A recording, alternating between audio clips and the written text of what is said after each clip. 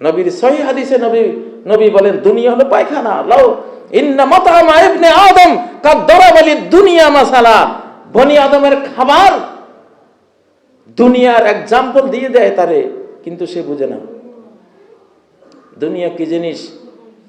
বনি আদমের ছেলে মেয়েরা যদি খাবারটা নিয়ে ভাবতো, খাবার নিয়ে চিন্তা করত, সে যে ভাত মাছ খায়, সে যে ফলমূল খায়, ভাত মাছ সে যা খায়, ফলমূল খায়, শ্বশুরবাড়ির জর্দা, কালিয়া, কোপ্তা, রুই মাছ, কার্পু মাছ, মাগুর, কত মাছ না কত সুন্দর সুন্দর খাবার খায়। সে যদি জানতো যে তার খাবার তো তাকে জানাচ্ছে, এ বান্দা তোমার দুনিয়াটা কি, তোমার লাখ টাকা বেতনের শেষ রূপটা কি, প্রেসিডেন্ট সাহেব যা ভোগ করছেন শেষ রূপটা কি, প্রধানমন্ত্রী, পীর সাহেব, আলেম, ইমাম, খতিব, পাবলিক যা খাচ্ছেন, রাজনৈতিক নেতৃবৃন্দ যা খাচ্ছেন, শেষ ফলটা কি?